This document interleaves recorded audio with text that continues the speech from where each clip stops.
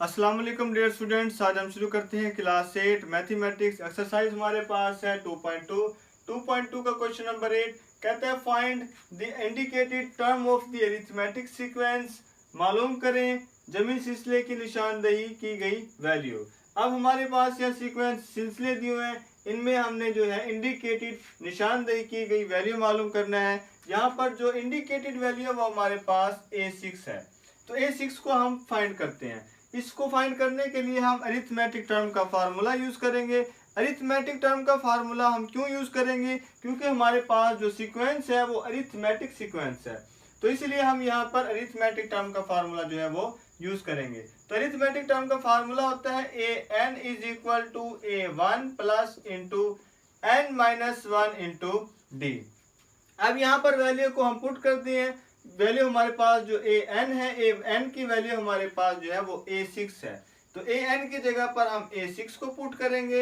A1 जो है हमारे पास वो फर्स्ट वैल्यू है, तो A हमारे पास जो फर्स्ट वैल्यू हमारे पास वो है 5, तो A1 की जगह पर 5 आ जाएगा प्लस इंटू n। अब n की जगह पर कौन सी वैल्यू को हम जो है वो पुट करेंगे? तो n जो है हमारे पास ये A6 है, A6 में जो ये 6 है हमारे पास ये n की वैल्यू है, तो n की जगह पर जो है हम 6 को पुट करेंगे -1 इंटू, अब d जो है हमारे पास 3 है, d की जगह हम 3 को पुट करेंगे। अब A6 is equal to 5 plus, अब 3x 6 माइनस 1 से मल्टीप्लाई होगा, 3 6 से मल्टीप्लाई होगा, 3 6 18, 3 माइनस 1 से मल्टीप्लाई होगा माइनस का 3।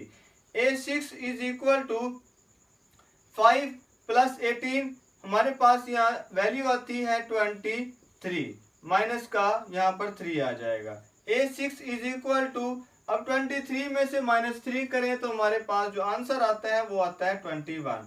तो A6 की जो हमारे पास वैल्यू है वो हमारे पास 20 होगी। अब इसी तरीके से हमने जूज नंबर 2, जूज नंबर 3, जूज नंबर 4 को फाइंड करना है। तो देखिए यहाँ पर भी अरिथमेटिक टर्म का फार्मूला यूज होगा। an is equal to A1 plus into n minus 1 into d. an की जगह पर A5 आ जाएगा, इज इक्वल टू A1 हमारे पास जो है वो 12 है, प्लस इंटू n हमारे पास जो है वो यहाँ पर ये 5 आ जाएगा -1 इंटू, अब d हमारे पास यहाँ 2 है, तो यहाँ पर 2 को हम पुट कर देंगे। A5 is equal to 12 plus, अब 5 माइनस 1 से मल्टीप्लाई होगा, 2 5 के साथ मल्टीप्लाई होगा, 2 5 10, 2 माइनस 1 से मल्टीप्लाई होगा माइनस का 2। A5 is equal to 12 plus 12 plus 10, हमारे पास यहाँ वैल्यू आती है 22, और ये हमारे पास माइनस का 2 आ जाएगा। A5 इज इक्वल टू 22 में से -2 करें तो हमारे पास ये आंसर आता है 20। तो A5 जो हमारे पास है ये हमारे पास 20 जो है वो फाइंड हो गया। अब आते हैं जूज नंबर 3 की तरफ। जूज नंबर 3 में भी अरिथमेटिक टर्म का फार्मूला यूज होगा। an is equal to A1 plus into n minus 1 into d.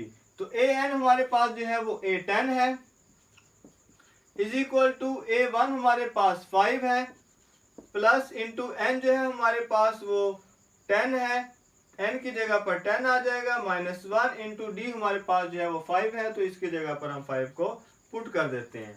अब A10 is equal to 10 minus 1 से मल्टीप्लाई होगा, तो 5 10 50, 5 माइनस 1 से मल्टीप्लाई होगा माइनस का 5 आ जाएगा। A10 इज इक्वल टू, अब +5 प्लस 50 हमारे पास ये वैल्यू आती है 55, ये हमारे पास -1 इधर हम लिख देंगे। अब A10 इज इक्वल टू 55 में से -5 करें तो हमारे पास यहाँ आंसर जो आता है, हमारे पास जो आंसर है वो A10 का 50 होगा। अब आते हैं जूज नंबर 4 की तरफ। जूज नंबर 4 में भी अरिथमेटिक टर्म का formula an is equal to A1 plus into n minus 1 into d. n की जो हमारे पास वैल्यू है वो A15 है, an की जगह पर A15 आ जाएगा, इज इक्वल टू A1 जो हमारे पास जो है वो 9 है, A1 की जगह पर 9 आ जाएगा, प्लस इंटू n हमारे पास यहाँ पर 15 है, तो n की जगह पर 15 को पुट करेंगे, -1 इंटू डी हमारे पास 3 है, तो d की जगह पर हम 3 को पुट कर देते हैं। अब A15 इज इक्वल टू 350 -1 से जो है मल्टीप्लाई होगा 9 प्लस, अब 315 से मल्टीप्लाई होगा तो हमारे पास यहाँ 45 आ जाएगा, 3, -1 से मल्टीप्लाई होगा, माइनस का 3 आ जाएगा। तो A15 इज इक्वल टू, अब +9 + 45, ये हमारे पास आंसर आता है 54 -3। अब A15 इज इक्वल टू 54 में से -3 करें तो हमारे पास यहाँ वैल्यू आती है 51। तो A15 की जो हमारे पास वैल्यू है वो है 51। तो इसी तरीके से जो है हमने क्वेश्चन नंबर 8 को कंप्लीट कर लिया है। तो उम्मीद करता हूँ कि आपको आज का हमारा लेक्चर पसंद आया होगा। तो हम मिलते हैं नेक्स्ट वीडियो में। अल्लाह हाफिज़।